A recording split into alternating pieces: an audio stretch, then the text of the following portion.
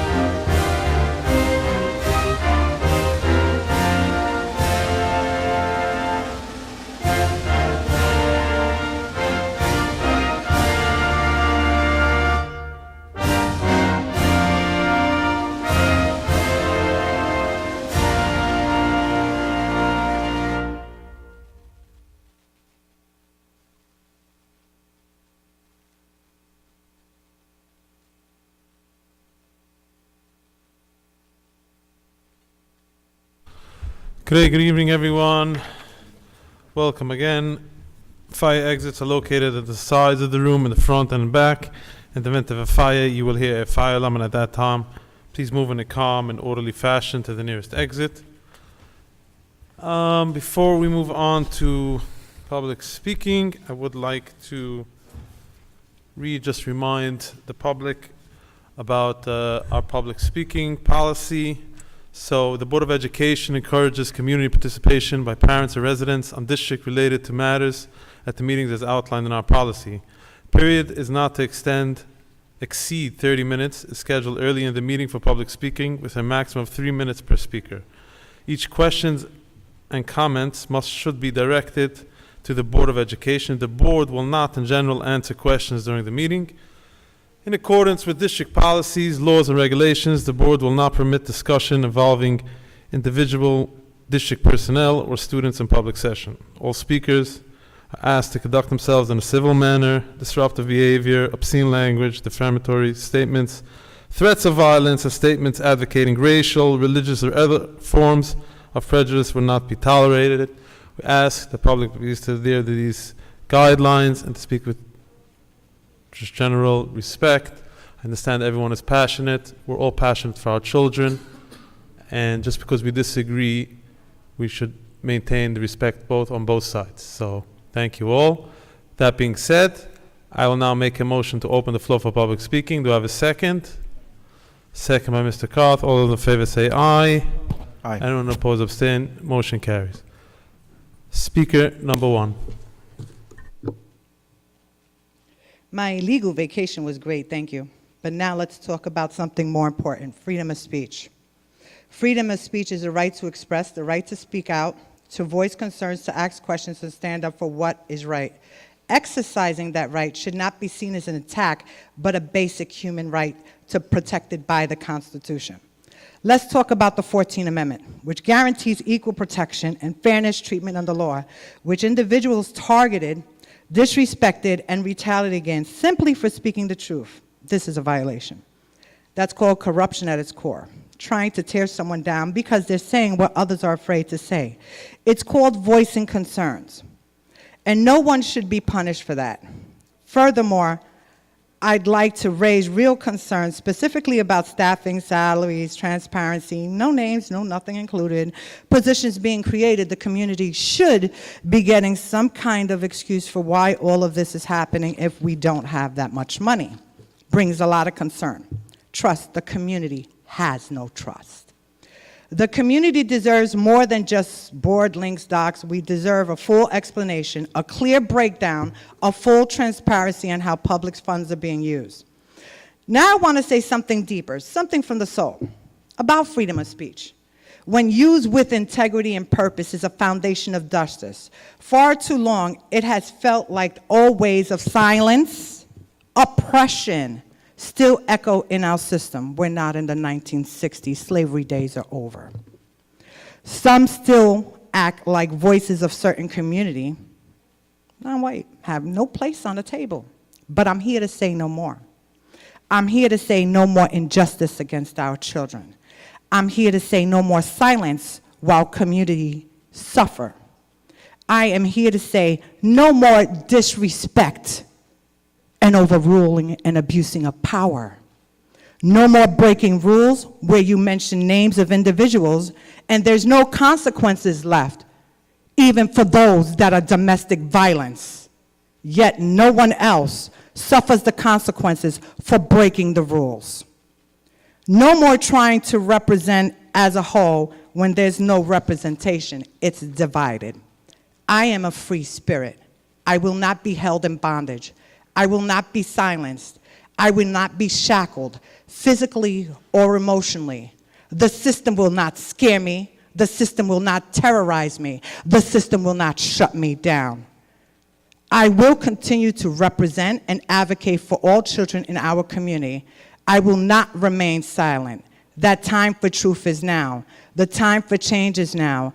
And the community, our community, deserves answer. By the way, did any of the board members all approve this letter for me to return? Just a simple question. It can't be answered. I know. Thank you.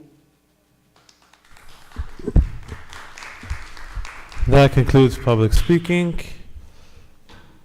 Moving on to before we move on to the superintendent's report, I would like to welcome Dr. Harold Coles, Westchester Superintendent of BOCES, who is here to meet with us to discuss who's going to be helping us with the superintendent search.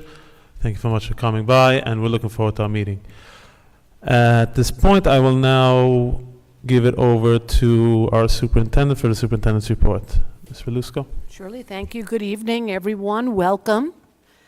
We have quite a few things that we want to just summarize for this evening. The first is our transportation.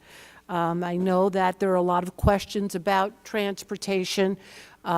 Just briefly, I want to make sure everyone knows that we did migrate to a new system this year.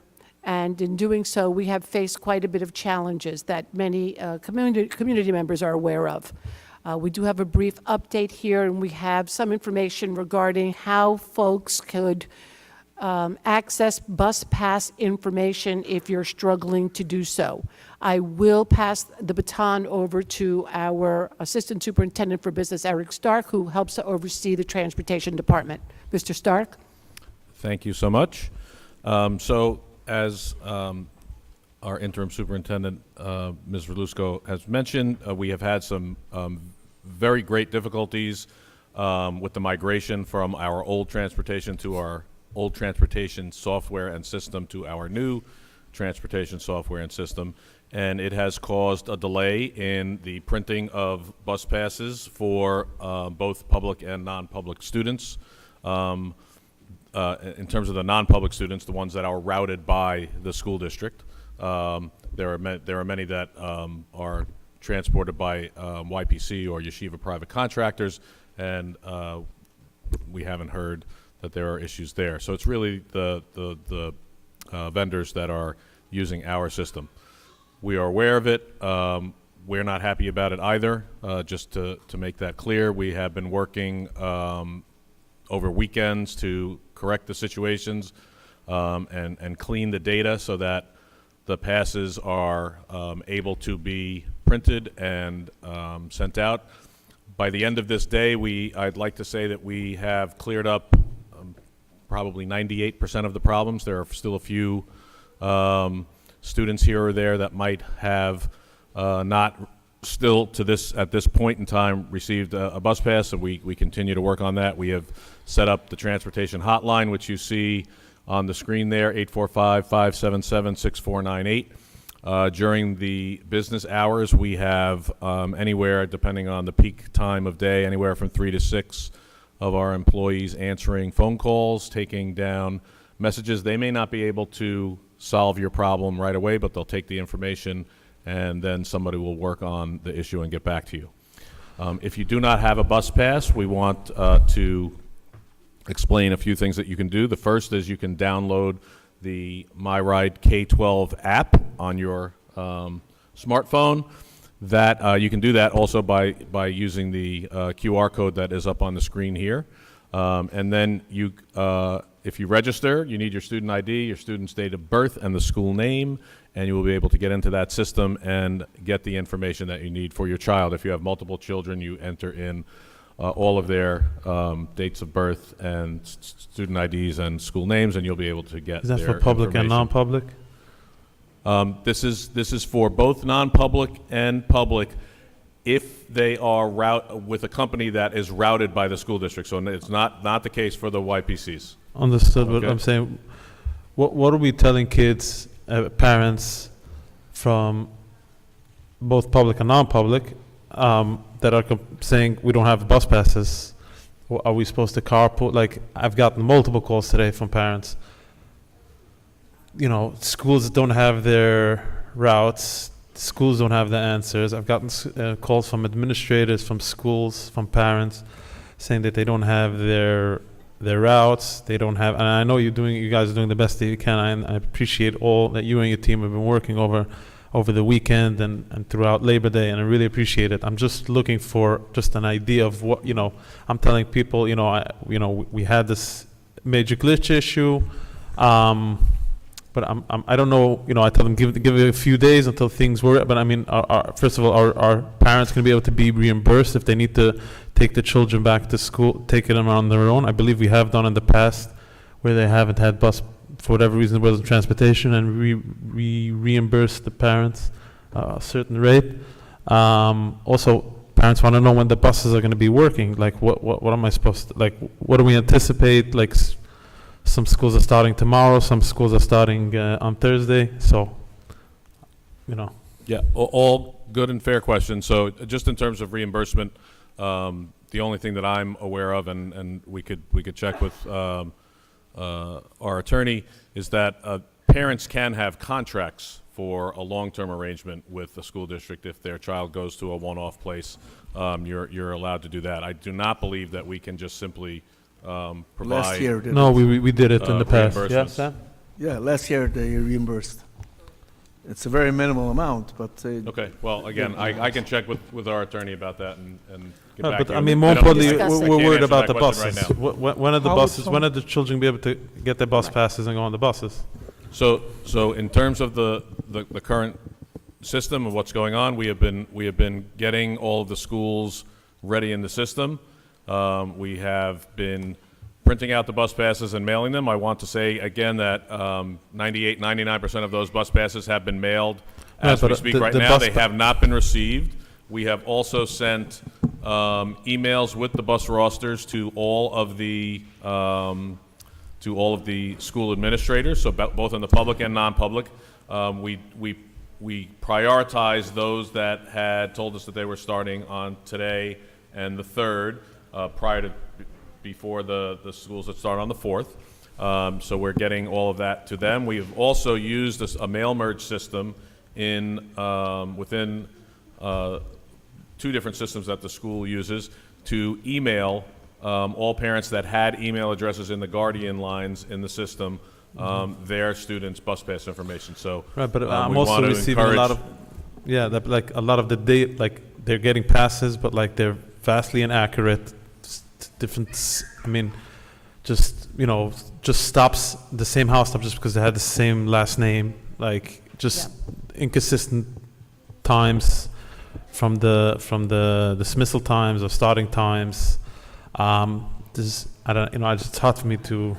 There's I a know child Sabrina that's- was telling me about There's- children routed to different schools that they have been without, I don't know if that's the same, but like, One of the things that we have found, again, I'm by no means trying to say that what we've been going through has been anywhere near perfect. But one of the things that we have found is that we do have one particular contractor that has per pupil runs, which is IMS, that it appears that a lot of information went out in printed bus passes from them that was wrong. And again, we're trying to help them with their data to correct theirs, at the same time working on the issues that we've had, because we've had plenty of issues on our own, and we're trying to work through those on a daily basis. We've been, I wish that I could just snap my fingers and make everything better, but I honestly just can't do that. We're working as hard as we can. Again, into the weekend, into the night. We were here until 10 p.m. last night, and we're trying to get everything fixed, and we're doing the best that we can. So Eric, just to be clear, the resources at their disposal is that some parents will be able to use the app, My Ride K-12. Some parents will be able to find information there. Yes. Some parents will have received an email which may have gone to spam, so Could they have. should check the emails. Many of the principals in the non-publics and all of the publics have received roster information and temporary bus pass information that they can also share. That is correct. And in the anybody else who has not received an email or whose school has not received an email, we are focusing on right now and should be finished with when? Tomorrow at some point, we expect? I would say that, again, we have finished the first run-through with all of the schools as we speak. But we know that there are errors, and we get phone calls from the schools, we get phone calls on the hotline from individuals, and we are working on those as they come in. As of 5 o'clock today, there's a school that has a pickup in the morning and no dismissal.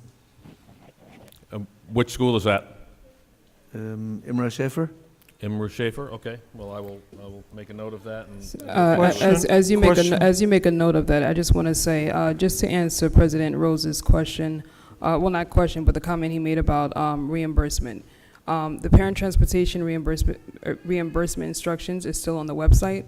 So that's something you could do a Google search, parent transportation reimbursement instructions, to see what we did last year.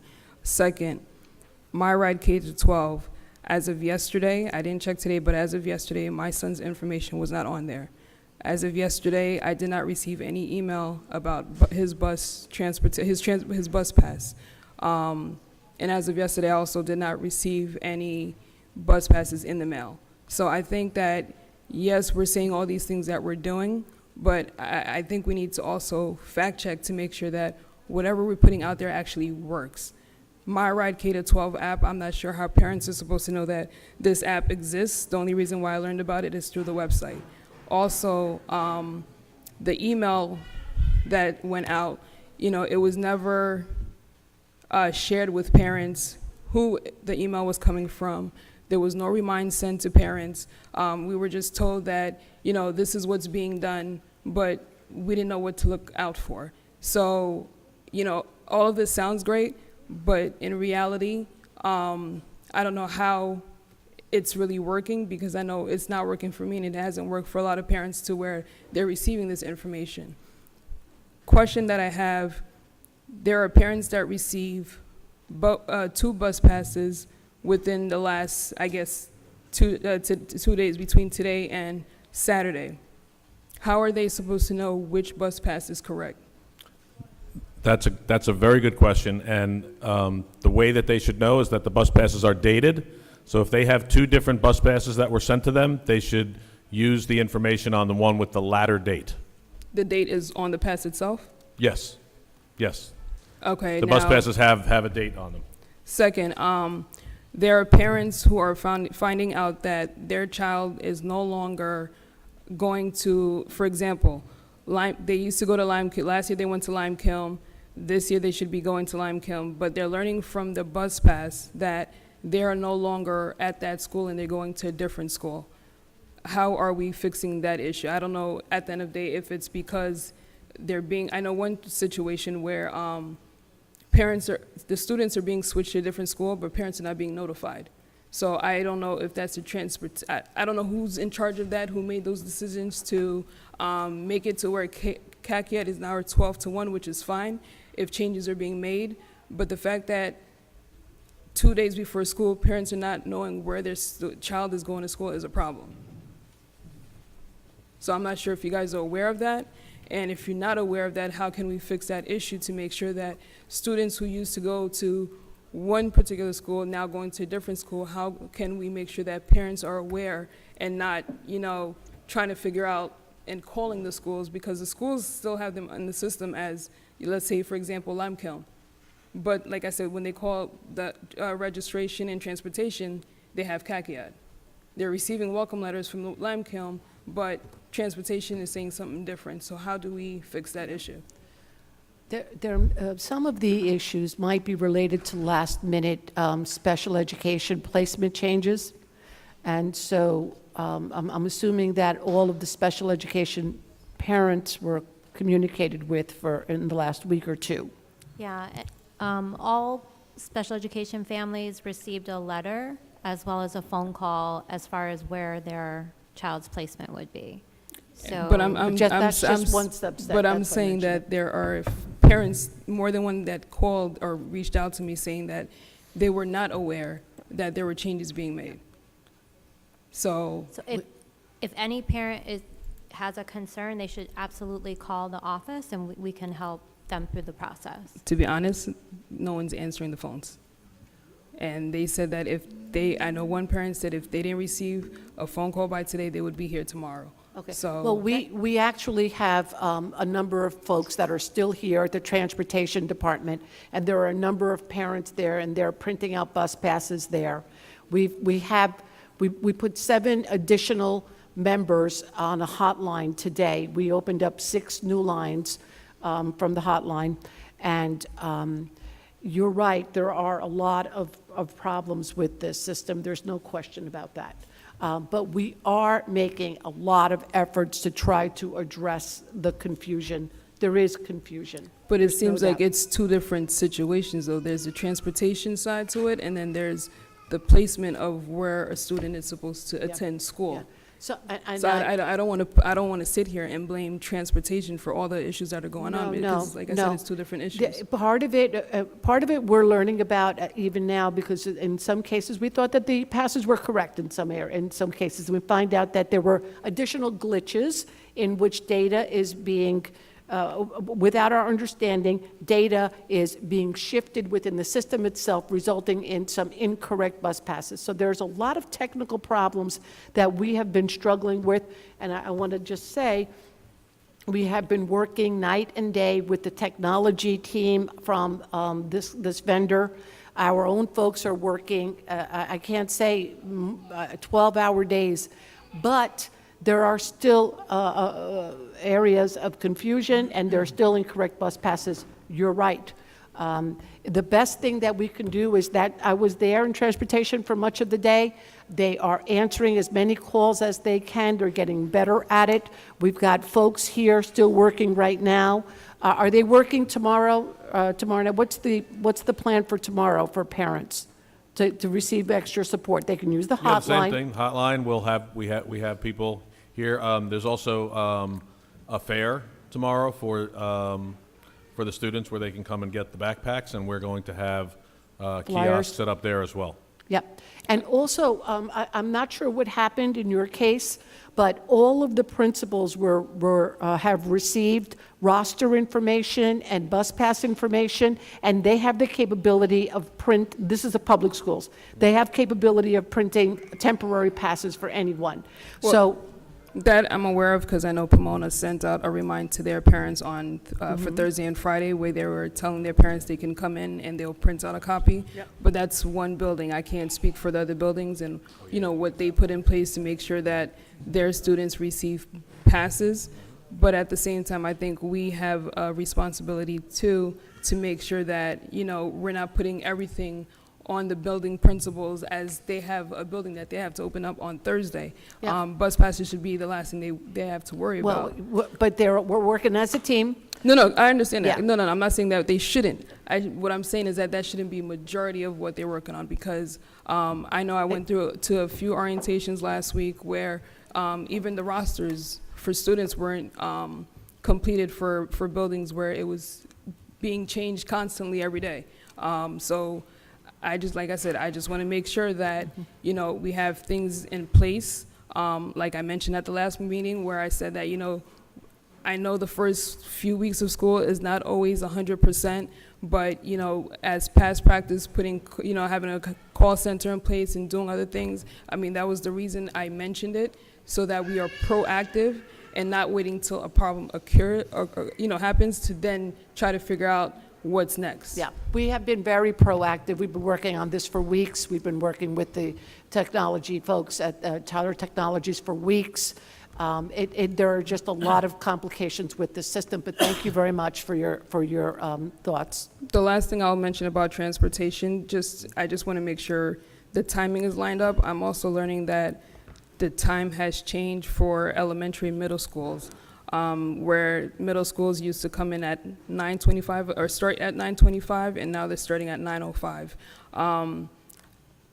I don't know how or if it was communicated with all, but I know that that's also a concern. And in terms of our students receiving their bus passes, are the times based on the new start time, or is it the old start time? They should be based on the new start times, yes. And now, was the new start time communicated with the staff and teachers? Because I'm also, like I said, I'm hearing that a lot of them were not aware that, I mean, I personally wasn't aware that times were going to be changing. So once again, it's all a communication issue on all grounds. Would you like to? Thank you. A other question, how would a parent know what the student ID number is? I'm sorry? When you access the app, you have to have a student ID number. If they haven't gotten a bus pass, or if bus passes are wrong, how would they know what the student ID number is? Thank you. Mr. Gandhi? So for public schools, upon registration, they all get student ID, and for non-public, it was provided by the transportation department. So if when the they come in- transportation come never and sign up. provided, they can't, this doesn't help them. Right. Is they- there a way to take off the student ID and leave date of birth and names and addresses? That's the unique identifier, right, to apply for the app. I mean, yeah. understand, but it technically doesn't help the 10,000 kids that are being routed by the district or more. Then we would have to check with the Tyler technology as well, if there's a way. At least remove for the student next, at ID. least for the next week or so. Maybe put it back later once they get their final card. Yeah. But if they never got a card, they don't know what their student ID is. So definitely for public schools again. when Public they- school, yeah, I yeah. understand, but So, I'm talking now- the ones yeah. that we route for the private schools. So we would check with transportation how they were, I mean, whenever someone comes here, right, for transportation department, they are given an ID. Every student has a unique ID. That's the only unique identifier that I know of. We can also talk to Tyler Technology if there's a way to sign the students up without using the student ID. So for the students that we route, for the non-public students Right. we route, we can find out if the principals have received that information, because when they process the applications in technology, in transportation, It the IDs are generates generated. ID, but Yeah, as we know, a lot of schools didn't get it, only some got it, and the parents didn't get it. Even if the administrator got it, the parents not necessarily got it. So technically, the app doesn't help them much because they're if they missing don't it. have the ID, yeah. But we'll find out if the schools have the IDs, even if they didn't get the bus passes yet. We'll see if we can't facilitate that. If we've sent them the rosters, then the rosters will have the IDs for the students on them, yes. A lot of rosters have the same mistakes then. But then again, if the parents didn't get it from the school, that means they have to Right. call the school and then come Sure, back. sure. It But- becomes if maybe there's a way to take off the student ID for a week or something and just use a date of birth and an address for information, not to edit anything. Sure. I don't believe they could edit, they could only read. Sure. Read. In the worst case, someone read an address or the name of somebody that he knows. I understand. Now, if they had an ID last year, and it's the same, so the student IDs don't change, so... Didn't know they did last year, they didn't know. No, I know, I understand, but if they did, Student ID is not something that a That kid the parent uses. normally uses. A parent or a kid uses. It's not a number. I It's a understand. number for administration to use to bill. That's I- about it. I understand. We'll look into, that's a good question, we'll look into whether or not the bus passes could be accessed without the ID, and we'll get back to you. Does that student ID number change from one year to the next, or it remains a constant once a child has been registered? Yes, remains constant. So an can I- old bus pass would have that same ID number on it? Yeah, that's true. So if they have the old bus pass, if they have it, Right. sure. Right. Just one recommendation. I don't know when the next Family University is, but can there be a Family University on My Ride K through 12 app to walk the parents through how the app works? Sure. We can include that, sure. Thank you. Yes.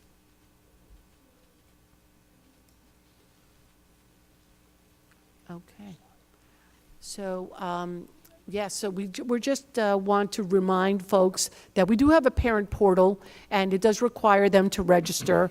The parent portal includes a lot of information that parents can access for their students, report card information, attendance information. Perhaps I'm going to ask Mr. Gandhi to explain further. Definitely, their student schedules, their progress report cards, all the information is over there, as well as health information. Because this is the same slide from last board meeting, and as promised, we do have our team right outside of the PLCC room to provide anyone that needs a support with parent and student portal, and even if they have issues with logging into parent portal, or if they want to sign up for parent portal, student portal, they're right outside the PLCC room right now, so they can assist you with that. Thank you. Maybe this can be a Family University. I know we've done it in the past, but do it with. We just with- did it last week, actually, on that. We On went this over the one? entire portal, Family University. Usually end of August, first Family University is about parent portal. So we that went, one- we went over the okay. entire session. Yeah, it was Family University. So. Okay, all right, thank you. Thank you.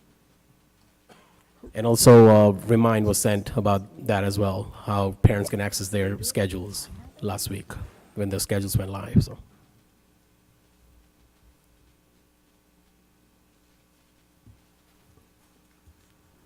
Oh, so as we've been speaking, the cell phone policy will be implemented first day of school. We have been in communication with all of the principals. They all are sharing information with the staff. Mr. Kravats has been sharing the information with union leadership as well. And I think that we're good to go. We're ready to start. I think principals are clear. We've been in communication with them. We've clarified and secured that they have a plan. And so no internet-enabled devices will be allowed in schools, just to be clear, or if they are in the schools, they're not allowed to be used. And this is from the beginning of the school day to the end of the school day, so students will not be allowed to answer emails, texts, use their earbuds or their smart watches. We have a practice in which they will get one warning in the year, and after that, they will be required to submit their cell phones to be housed by the principal and the elementary, perhaps by the teacher, until the end of the day. So that's the policy that we're implementing. Those are the practices we're implementing, and we start that on the 4th. I know Pomona, at their orientation, they are assigning every student a locker with a lock. Do we know if the other middle school and high schools will be doing the same? Well, we told them that we have different schools that have lockers in different conditions. You know, some are appropriate for student use, some are not. And not all, even if they do have some lockers that are appropriate, they may not have lockers for all students. Okay. So they're making a plan that is appropriate for their particular building. Okay. Every principal has received kind of like, I guess you could call them cell phone cubbies, if you will. They've been mounted in their buildings and in their offices so that they could store the cell phones and the earbuds, the smart watches, if needed for the day. There's district storage in every building. But what we're hoping is that if the students bring them, they can keep them in their purses, they can keep them in their backpacks, silenced and out of view. Thank you. Thank you. Okay, we have just our back-to-school fair. It's very exciting. It's happening tomorrow. I'm going to ask Dr. Shanahan to give us an update on that. Thank you. Good evening. Yes, so for the fair, we are in the midst of setting up. We have about 2,000 backpacks that we are completing with composition notebooks, markers, crayons, pencils, index cards, folders, spiral notebooks. The family resource coordinators are the ones that are putting that together. They've also invited and have confirmed about 24 vendors. We'll have vendor tables there. Vendors such as Molina Healthcare, Fidelis Care, Laborers Local 754, Peer Coalition, Healthy Smiles VCS, the Center for Safety and Change, Youth Bureau, Finkelstein Memorial Library, Rockland Works, Girl Scouts, MVP, Literacy Solutions, SV Lawyer, and the Martin Luther King Center. All these organizations will be represented. They'll be available for parents to get information about their services and make that personal contact.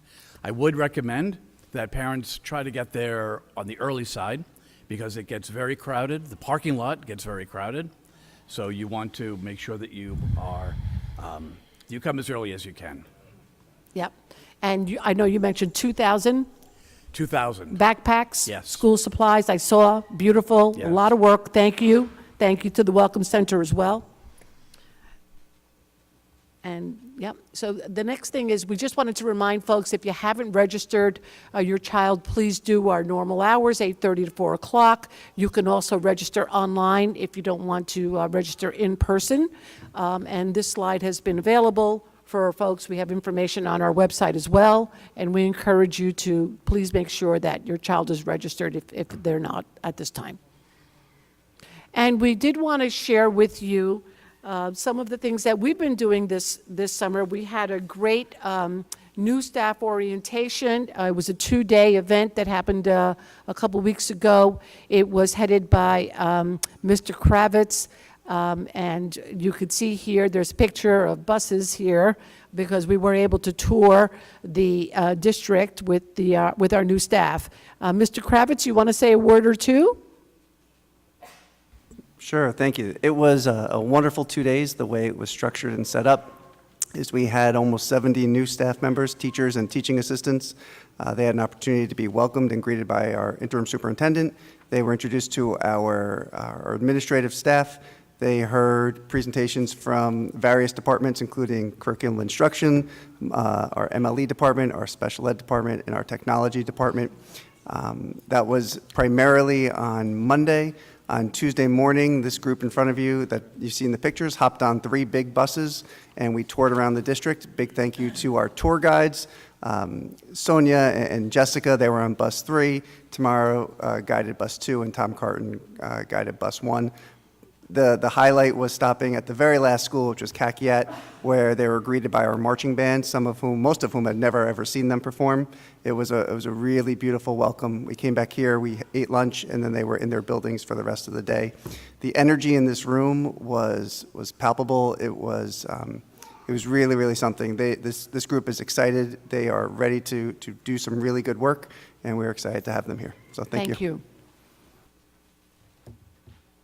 I also wanted to share with you that we had a great 3 days. We had an administrators retreat off-site. This was a great opportunity for us as we have quite a large number of folks that just joined our leadership team this year. We're very excited about that. We have discussed and shared with you in the past that we have a number of coordinators that joined us, as well as new directors and executive directors. And so this was an opportunity for us to talk about our areas of focus for the year and to just acclimate them to our district. And it was really wonderful. We were visited by Regent Wills just for a short period of time. Apparently, our retreat was in her neighborhood, so that was a great treat. So we focused our administrator staff on our initiatives for the year. And finally, I wanted to talk about this today and tomorrow, Superintendent's Conference Days, 2 days. We welcome back our staff. These folks here have spent a lot of time preparing appropriate activities for them and focusing them on our goals for the year. There's a focus on literacy, And since we have content area directors for the first time in a long time, our content area directors at the secondary level were able to meet with their teachers and focus their attention on what our goals are for the year. We've had also professional development, multilingual education, pupil personnel, special area teachers, and in addition, our administrators are being trained, they're trained every year, but further trained on teacher evaluation and administrator evaluations. Quick question. Sure. I know in the past we've had opening days where the entire district would come under one roof, and there would be a welcome, and it was also a chance for, I guess you can say, like a meet and greet, especially if there were new hires. Is that something that we looked into at all? I know East Ramapo personally, I know we have a lot of new hires, especially on the higher level. Rockland Bosse's, we had ours last week, and I know other districts had theirs last week. Did we have one? Sure. So, great question. I think that we tried that last year, tried to get all staff under one roof. The folks who were here with me last year might remember this. And we had difficulty in the buildings with plumbing. We had difficulty with parking. We had a significant difficulty. So if we wanted to do that, I think something that we would need to do off-site. I mean, we've done it off-site, so I know, Off-site? yeah, we've done it at RCC, that actually did it there for a few years. There's options Yes.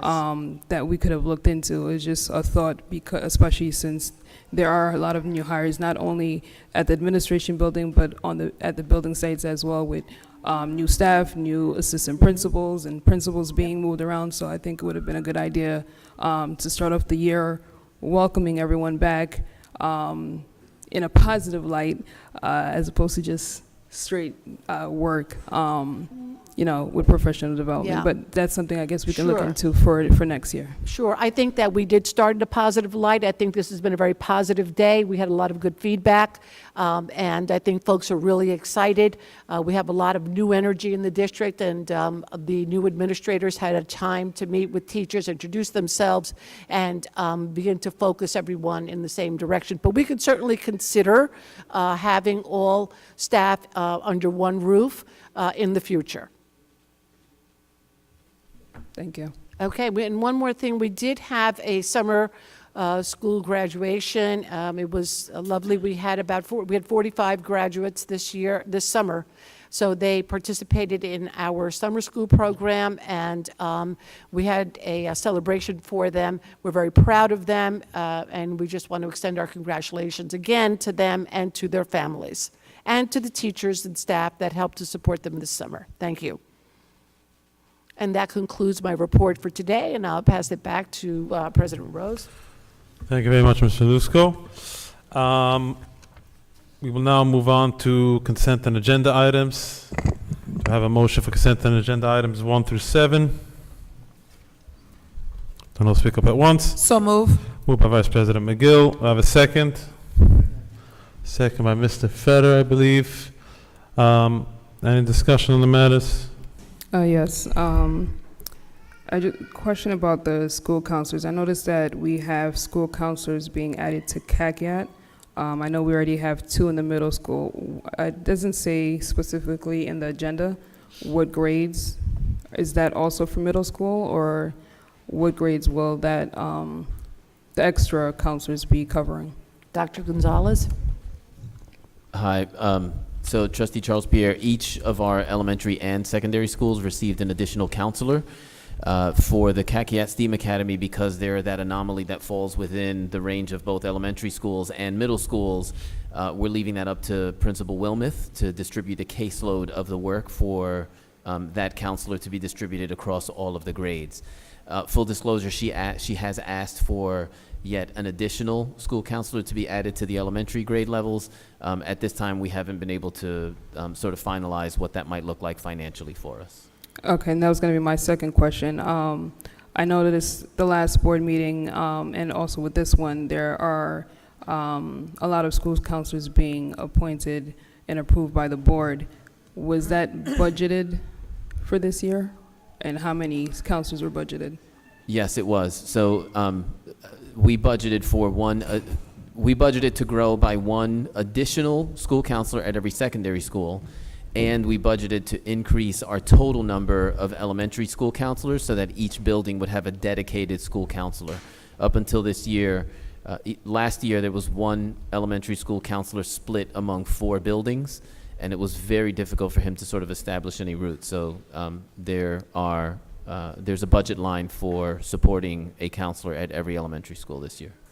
Okay, and the reason for hiring these individuals is the reasons I've noticed we put, even for our coordinators, has been vacancy. And I know for our coordinators, we've never had that position, so I don't know, I want to make sure that when we are putting those items on the agenda, that we're putting the right reasoning. So what would be the proper reasoning for, let's say, adding coordinator that Sure. is being added for the first time? We budgeted for that, which creates the vacancy. Okay. No, we didn't. We budgeted for deans. I remember I had asked Yeah, about the yeah. coordinators if we were going to change that in the budget. Sure. I don't think So- we've done that yet. Well, no, we budgeted, initially, we discussed a position that we called a dean. And we changed the title to coordinator because we were informed by union representatives that there was historically, they didn't like the name dean. It didn't matter, because you could use the name dean, you can use the name coordinator, it's the same job description. So, but we did budget for all of the coordinators that we hired. They're in the budget, and that budget was approved, creating the vacancies. So when we put it on the agenda as a vacancy, that vacancy was created when the budget was approved. That's how we do it. But just going back to the coordinators, Mr. Gerhardt, I know I asked this previously. Shouldn't we change the title from dean to coordinators? Because there's coordinators of MLE, there's literacy, there's climate, there's different titles. So if we're saying dean is now, It's a distinction without a difference. It's just a name. We could call it dean, coordinator, director. It really doesn't no, matter. I just want to make sure that, Yeah, it doesn't matter. okay. We had a special education meeting last week, and there were certain positions that were still not filled. Resource room techs or... Are you asking about in district, or you're talking, or non, Well, for the the, resource rooms, I believe this was in the district. for in district? I believe so. Ms. Marconi? Sure. I'm sorry, can you just repeat the question? There were certain positions last week when we had the special education meeting. There were certain positions that were not filled. For speech? Not speech. I think speech, you said that you are filled. I think it was resource rooms.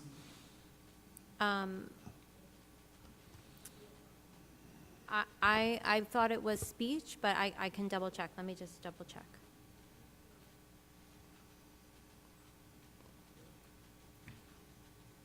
Are all the positions filled?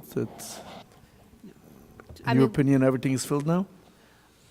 Are you referring to the information that we discussed in the Special Education Committee? That's what I'm saying. We Okay. had a special education So meeting. it's resource room for non-public.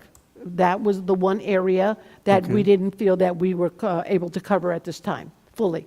So now it's Yes. filled? No. That's the position that he's referring to, or positions.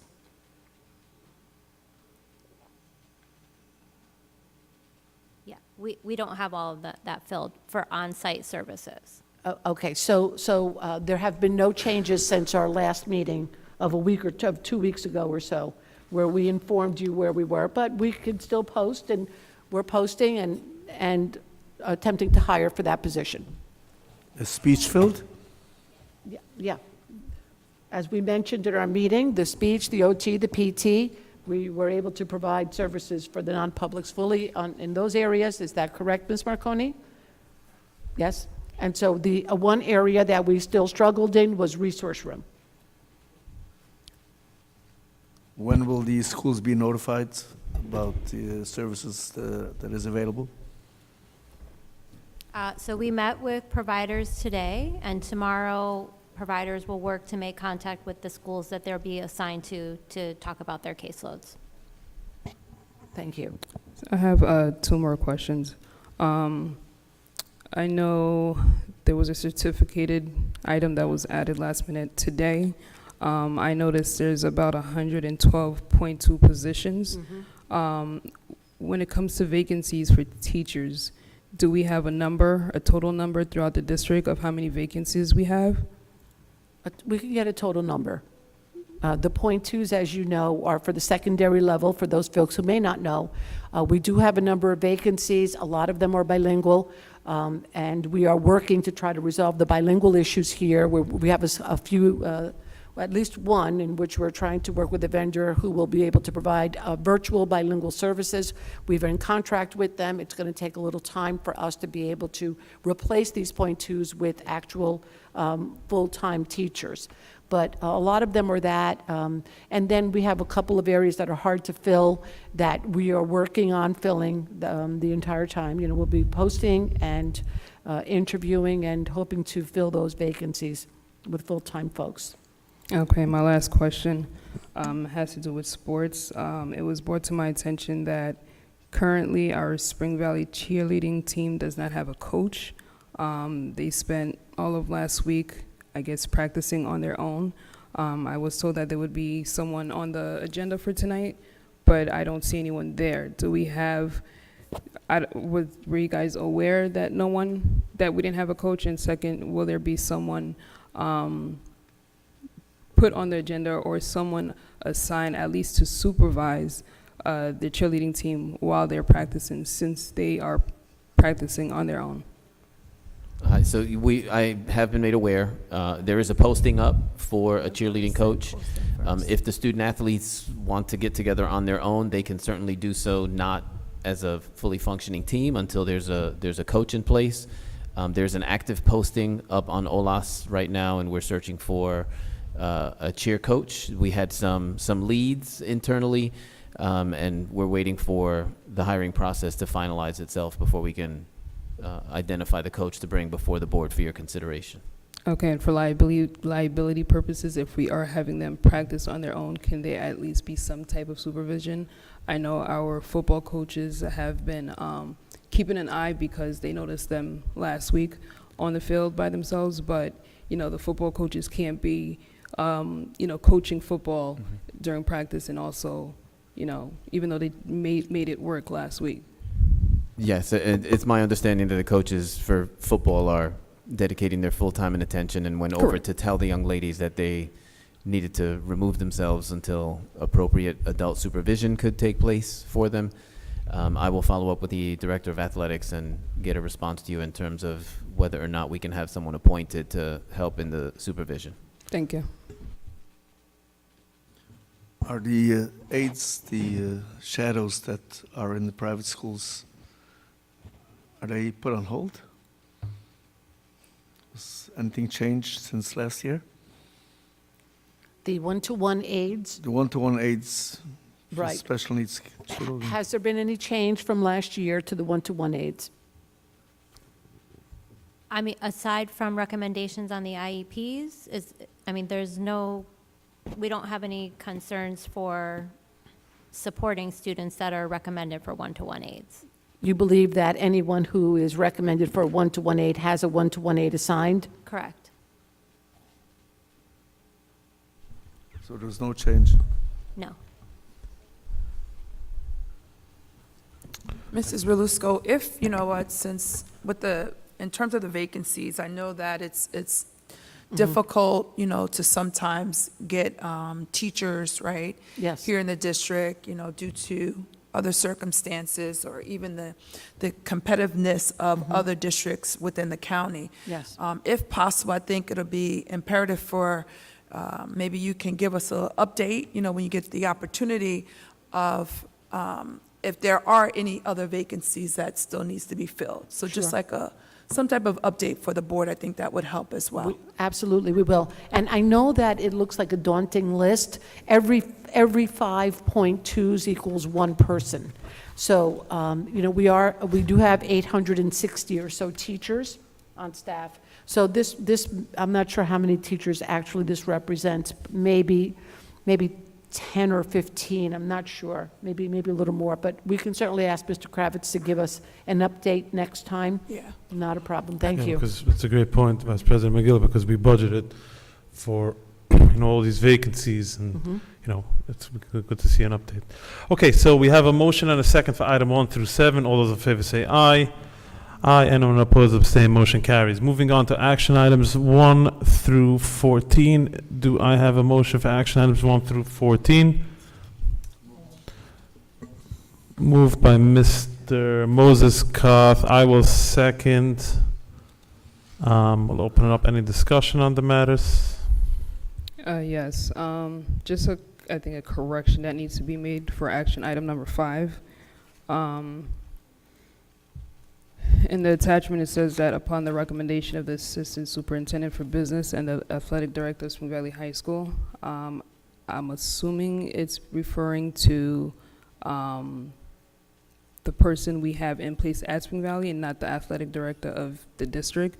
So if that's the case, it should actually read Assistant Director of Athletics of Spring Valley High School.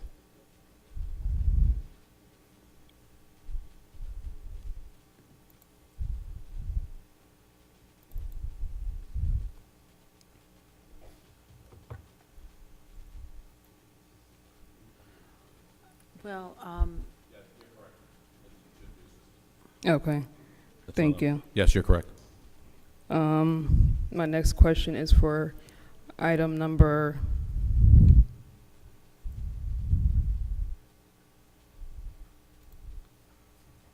all right. I know there were items added last minute. Number 13. In the agreement, it says, hold on one second.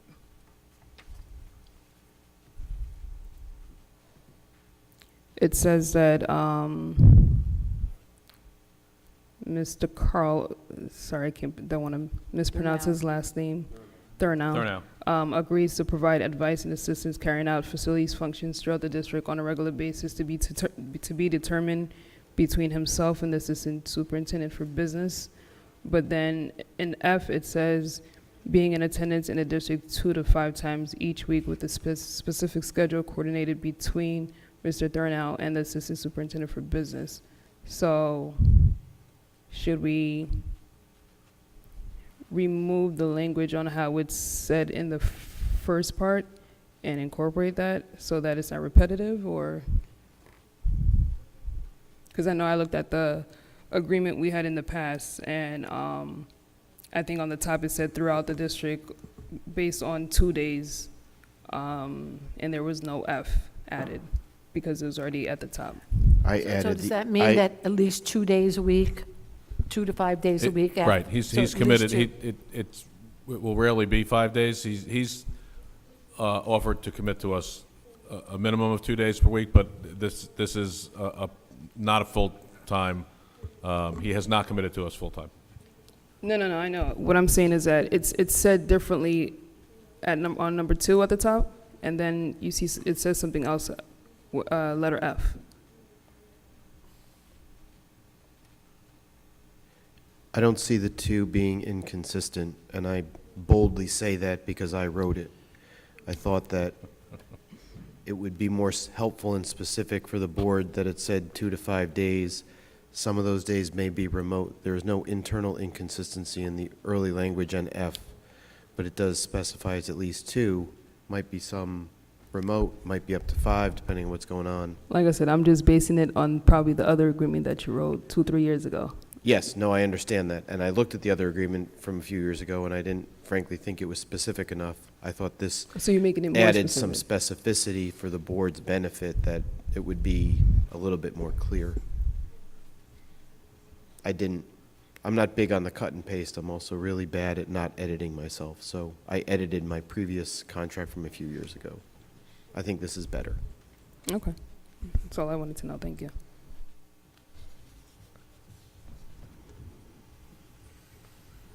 And I just want to confirm for the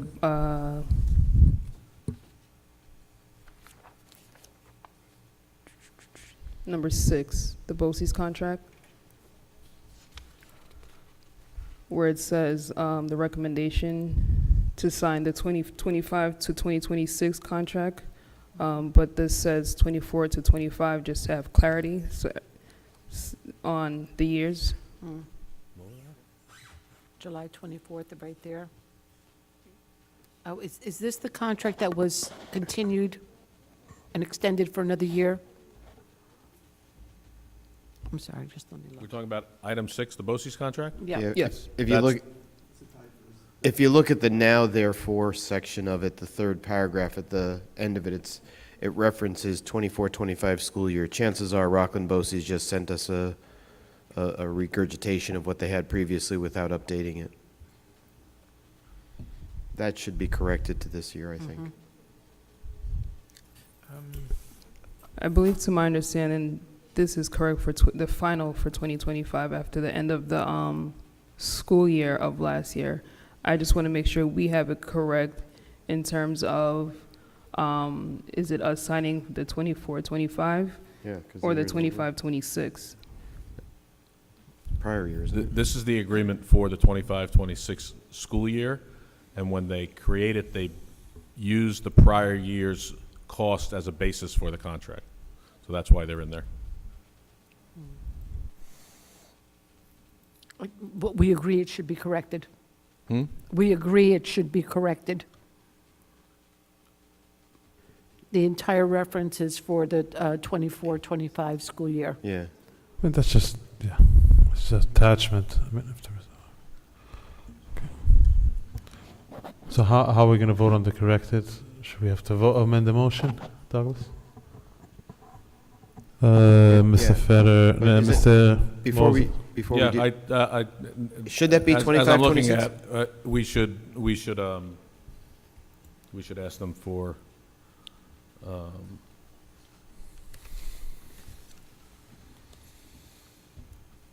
we can pull it Yeah. and bring it back to the next meeting. I think, I agree. What? We have to bring it back, or can we just amend it now? I think we need to get clarification from Rockland BOCES Yeah. Oh, because okay. the resolution I'd like refers to- to 25, 26, but all the data Is this going to in cause it- any delays for services on this? I don't think so. We'll just it'll just be retroactive for this year. Yeah, well, it'll be fine. Okay, so I I guess wanna- we'll. You need a resolution to amend the motion to approve action items with the exception of 6. Okay, Mr. Moses Scott would like to amend the motion for items 1 through 14, and we're removing 6. I still have a question regarding. A second here, hold on a second. Oh, it's Okay, that's amended motion. I second it, okay, so I'll second that. Okay, I'm sorry, Mr. Rivera, go ahead. I apologize for cutting in. Facilities consultant, I saw the emails. I'm looking at the attachment. I recall when we were discussing it last time, we discussed it quite a bit about Mr. Falco's, the possibility of him working as a consultant, but Mr. Thurnow, it seems that there's a different amount per day. I'm reading this carefully. It says he's going to be here for partial days at about $200 per hour. There's a difference between Mr. Falco and Mr. Thurnow. Not much, but there is a difference in how much we're paying him. Is there a reason why? Yes, there is. First of all, we had a contract with Mr. Thurnow before, and the district actually paid a daily rate that was much higher than it is in this particular instance. There's also a difference, quite frankly, in their history and their resumes. And that's not to say that when we were talking about Mr. Falcone that he did not have a good resume. He was a director of facilities in many school districts and a retiree. Mr. Thurnow actually was in charge of the entire New York State Department of Facilities Planning for many years. So he actually comes with a little bit more of a experience and greater resume. Thank you for the clarity. I know this item was added last minute today before our board meeting. I know same thing happened at the last board meeting, and I had asked a question about if we had posted the position as of today. Has that position been posted?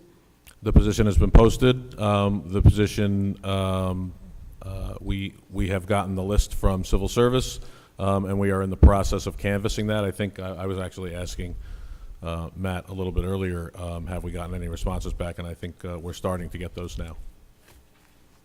Thank you. Okay, thank you. We have a motion and a second for items 1 through 14 minus item 6. All those in favor say aye. Aye. Anyone opposed, abstain? Motion carries. Moving on to information and reports from the board. Yes, I would like to start off with a few thank yous. The first one, I want to say a heartfelt thank you to Kimberly O'Brien and the entire registration team for their hard work and dedication over the past few weeks. You know, over the years, we are used to seeing lines out the door during this time, but from what I witnessed last week, the process has been very smooth. With parents being helped quickly and receiving timely responses, I want to let them know that, you know, their efforts are truly has set the tone for a strong start to the school year, despite the many challenges. Second, I would like to thank Lisa Mazariego and her team for a job well done with the summer program at Spring Valley High School. As it was mentioned earlier, last Friday, about 45 students graduated, including Alan Pierre, whose story many of you may have remembered. He was detained at the beginning of June. In July, he signed up for classes, and as of last Friday, he graduated from high school. I also want to say a special thank you to Dr. Jones, who I personally witnessed going from class to class with a cart to ensure students receive lunch during exam week. I know she's been hands-on with the summer program with Lisa and the rest of the team. She was at Spring Valley every day, making sure the program ran smoothly. And from what I witnessed as well, while most were at the board retreat, she and a few of the directors made sure grading was completed on time. You know, this program has been part of our district for several years, and although it had stopped, I think, around COVID, we were able to bring it back a few years ago. And I'm just glad that students now have this opportunity to meet their requirements. To our teachers, staff, and students, I want to say welcome back. You know, I'm very excited for the year ahead and look forward to celebrating the hard work, growth, and achievements of our school community. And I also don't want to leave out the rest of our staff for their hard work. I know it's been a very challenging few weeks, but you know, I've noticed the hard work that you all put in, and I want to say thank you to you all. The last thing I want to mention, as a board member, I received an email 2 weeks ago, and I just want to take a moment to respond, because while I value open communication, mutual respect, I also feel that it is important to clarify my perspective as a trustee. As a board member, my foremost responsibility is to the students, families, and taxpayers of this district. That responsibility requires me to ask questions, sometimes difficult ones, to ensure transparency, accountability, and sound decision-making. My questions are never intended to demean or embarrass, but rather to fulfill the governance role entrusted to me by the community. I want to be clear that I have always conducted myself in a professional, respectful, and constructive manner when raising questions or concerns. My tone and approach have consistently reflected my intent to support the district's success by seeking clarity ensuring accuracy, and providing accountability. To frame this work as demeaning or dismissive not only misrepresents my actions, but also risks discouraging legitimate oversight, which is a critical part of good governance. I respectfully ask that my commitment to accountability and transparency be recognized as a strength that supports the district's best interests. Our students, families, staff, and community deserve both effective leadership and strong oversight. These are not opposing forces, they are complementary, and they ensure that the district move forward in a way that is both responsible and sustainable. I remain committed to serving in partnership with my colleagues on the board and with the interim superintendent in a spirit of professionalism and collaboration. Our shared goal is a strong, effective school system, and I look forward to continuing to work together to achieve that goal. Thank you.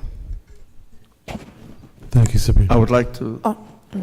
Sorry, Vice President McGill, go ahead. Sorry, we'll get to you, Mr. Federer. Thank you. Just on a positive note, the graduation for our students that completed, they had to go to summer school, but one thing that I wanted to mention is just to see how they were determined, they never gave up, they were very resilient and making sure that they graduated from the district. And I want to applaud them for their efforts. And it was great to see that, they did make it. And again, thanks to the staff as usual. But I do want to say, as an educator myself, I want to, of course, welcome back everyone this Thursday. We start tomorrow, but welcome them back this Thursday. And I want to right now say to them that we appreciate all that our staff members do for our students. It's going to be a great year. We're going to think positive. And I want to say to the students, work hard, be determined, never give up. If there's times where you are struggling, reach out to your teacher. See if your teacher will give you that extra support that's needed. They do have Regents exams still to take. We'll be fine, but we have to, work hard at it. But I know that we're going to be very successful. So thank you, staff. Continue to work hard. Thank you for what you continue to do for our students, administrators as well. Even here, trustees, the cabinet, let's continue to work hard and make this district the best that it can be. Thank you. I would like to thank Mr. Eric Stark for his hard work that he's been doing in transportation. Although it's really not his sole position, and it takes him away from his daily duties. At the same time, I would ask that if we can work swiftly in finding a transportation director that should really take responsibility, somebody that has knowledge in transportation, experience in transportation, routing, dispatching, staffing, speaks English, knows how to read applications in English, and take care of the department properly. Thank you. Thank you. Okay, moving on to future meeting dates. A regular meeting, please note, is scheduled for Monday, September 29th, 2025, beginning at 7:30 p.m., right here in the PLCC room in the Administration Building, 105 South Madison Avenue, Spring Valley, New York, 10977. What did I say? September 29th. Yes, on a Monday. Written communications. Since the last board meeting, the board has not received written communications. I will now make a motion to enter executive session. Do I have a second? Second by Mr. Koth, I believe. Simon? Is that you? Oh, Mr. Feder. Second by Mr. Feder. All those in favor say aye. I'm sorry, what are we discussing, Kathy? We're going to discuss the possible employment of particular persons or corporations and receive advice from counsel on the LLN litigation and receive legal advice on the Hurtado litigation. We do not expect action following. As well as the BOCES, does that need to be? Well, that's persons. It's covered under the first item. Got it. Okay, all those in favor say aye. Aye. Anyone opposed or abstain? Motion carries. Good night, everyone. Thank you all.